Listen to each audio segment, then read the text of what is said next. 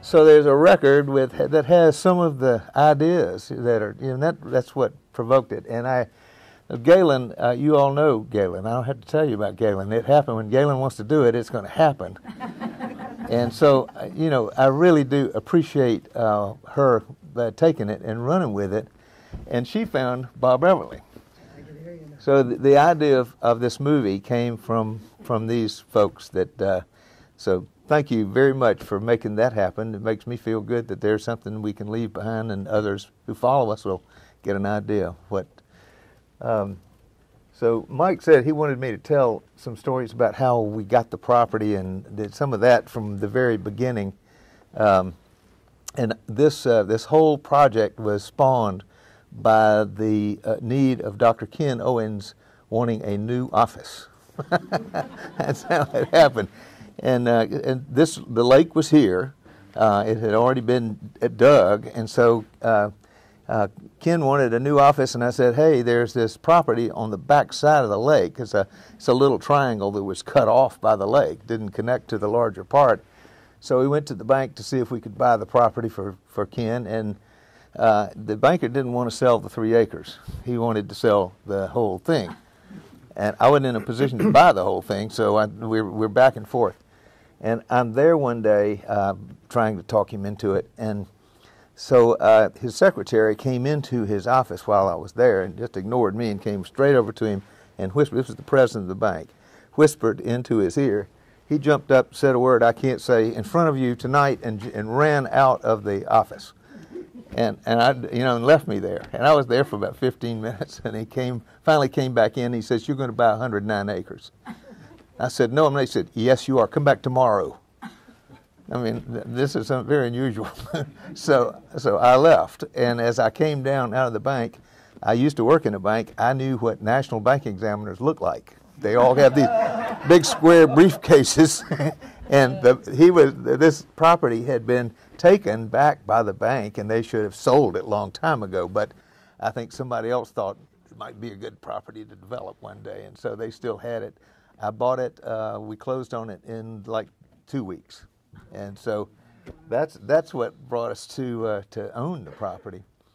The idea of doing new urbanism, and this was before Mike and I were hooked up. It was just me out here wandering in the woods, having fun with myself, and I had become familiar with new urbanism by going to the 30A Panhandle of the state where Seaside was built.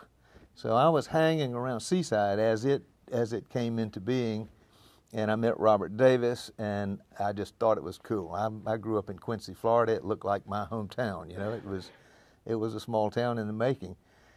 So I latched onto that, asked Robert how he did it. He said, "You need to talk to Andres Duane. He's in Miami." And so I went to Miami, and I met Andres and Liz. They were husband and wife architects, and they were the designers of Seaside. They had done about 4 or 5 more designs since then, but I showed them the property, and actually we chose one property off the island to start with and didn't do it, and then came back to this property. And one of the principles of new urbanism is it's small. It's not sprawled out, and the principle of a quarter-mile radius is a walkable distance.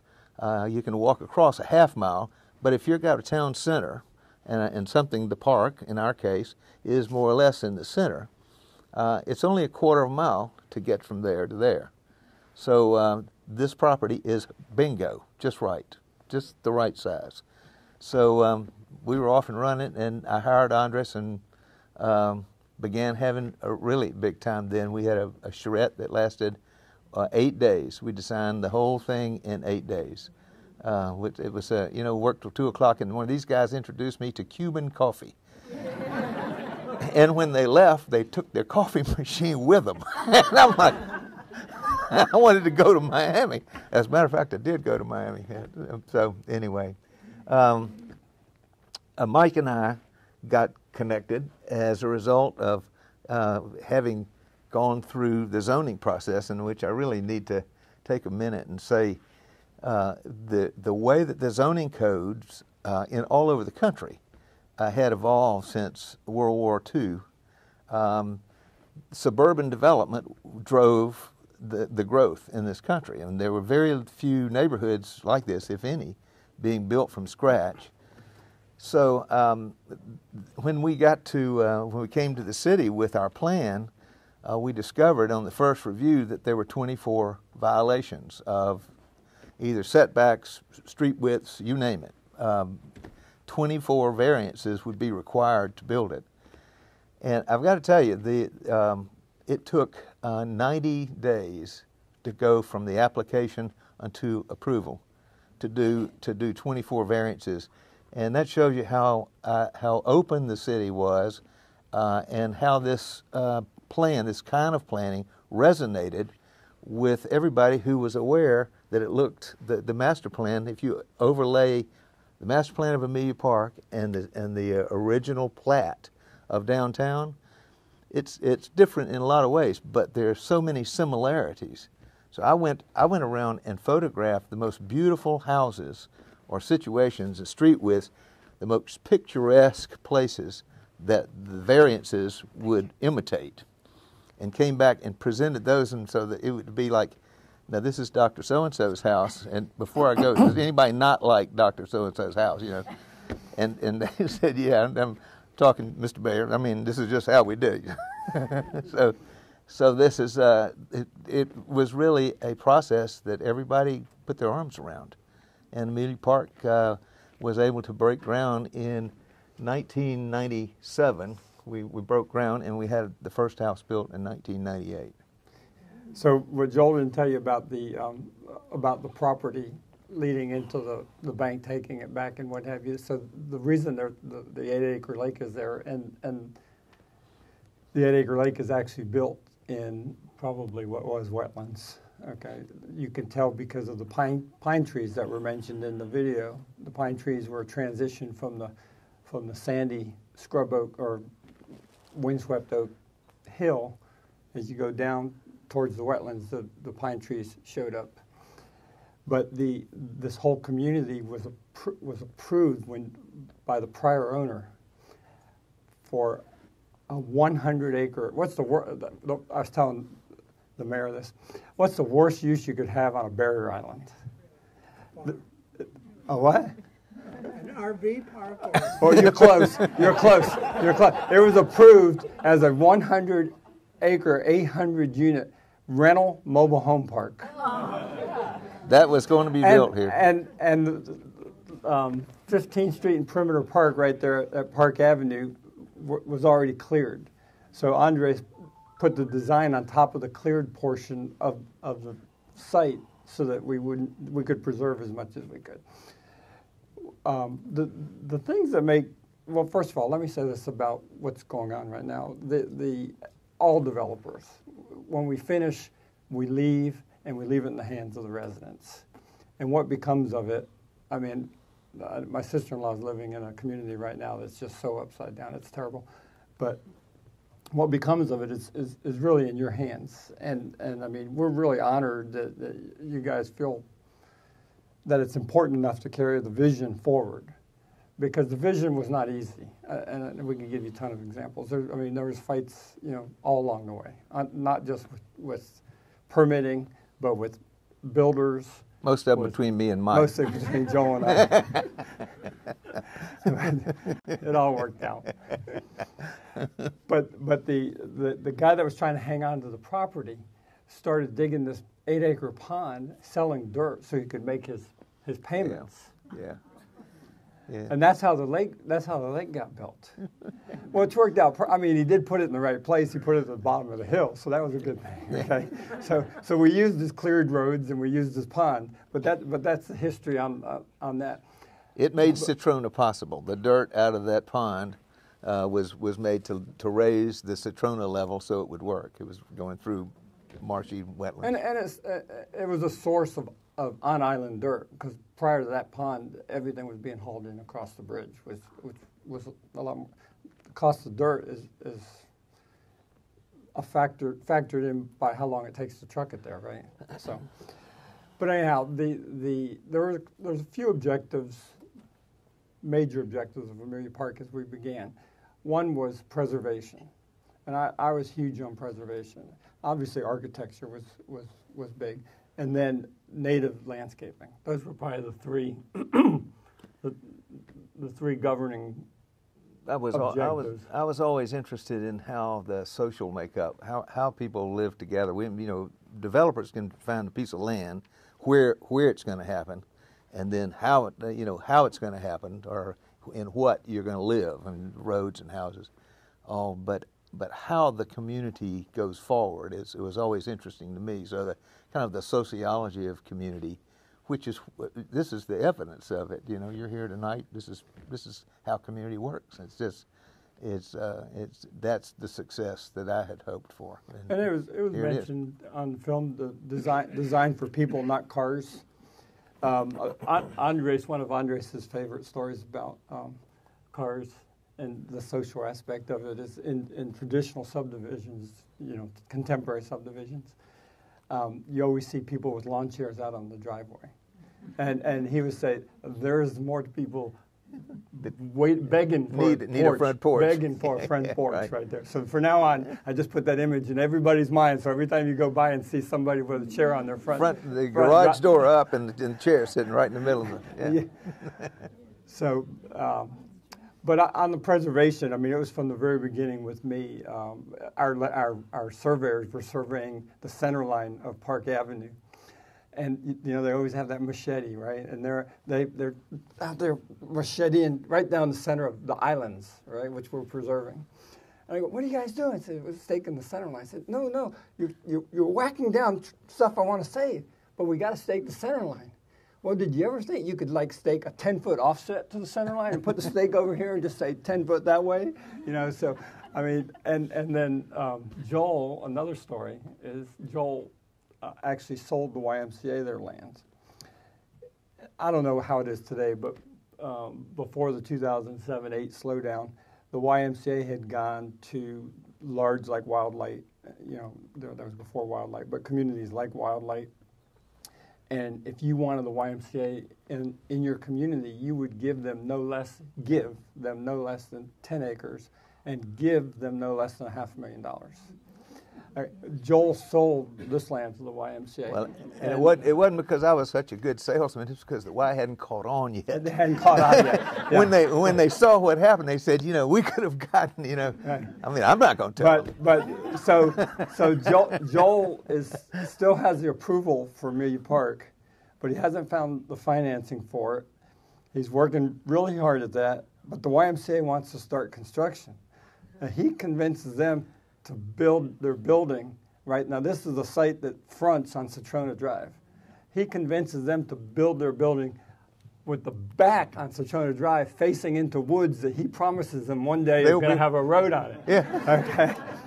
So when we break ground, they were already under construction, and Chuck Drace, who used to live in Amelia Park, is the project manager. And they've got 2x4s laying all over the front and all over the palmettos and on the blocks stacked up. And I just go in there and and Chuck looks at me like, they're just palmettos. I said, I don't care. Get your lumber and your blocks off of that. I'm saving that. Okay. They were really relieved when we built the road, though. I'll tell you, they didn't. It was a leap of faith. And then we had quite a few struggles with the initial builder in terms of some of the architecture, and some of it just really because, we really wanted a lot of historically accurate architecture, but because materials change, techniques have changed and stuff like that, it was really sort of unrealistic on our part for some of the stuff we were looking for. But the other thing I was looking for was, again, preservation. And I'll tell you this too, the number one comment we got when we did the very first phase of Amelia Park was, that neighborhood looks like it's been there a long time. Mm-hmm. That was the number one comment we got. Yeah, and it had to do with the preservation. When the early part of the desire to build the neighborhood was a recognition of the retirement process that was going on. You know, there are a lot of people who were moving to the south end of the island, and I was down there a lot. And I was a realtor at the time before I got into this development, and people were leaving after living a few years. They were leaving and having to go back where they came from to be close to family, or going to assisted living or whatever, and it didn't seem like that was making anybody happy. And so I felt like if we could figure out a way to age in place, figure out a way to allow this neighborhood to embrace aging and continue to enjoy living here, that would be a big win. So one more little story. I think these little stories that tell you a little bit about what formed decisions in the neighborhood are important for you to know, because then you understand the vision. So like the story I told about Palm Row. The Palm Row in St. Augustine, by the way, literally when it was built, it had hitching posts in front of each house. They used to go up there with their horses and hitch to the post. But so in Amelia Park, we have a lane called Olmsted Lane, and many of you probably know who Frederick Olmsted is, right? He designed many things, but one central part. But the other thing that he designed was the emerald necklace in Boston. Are you familiar with that? So if you look at the parks from the air in Boston, they're all connected.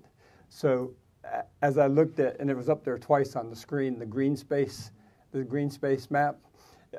Amelia Park has its own emerald necklace through the connection of actually 7 districts, because that last one that got built by Riverside, that seventh little link. So there's seven links there. Our investors had said, you know, you're spending way too much money on infrastructure. You're building a street and an alley for every home, and you're doubling the cost of transportation. So we need to save a lot of money here. We've got to cut out about $800,000 out of this project. And I'm like, oh no, here we go. We're really in trouble. So we take it down to Miami, and they all come.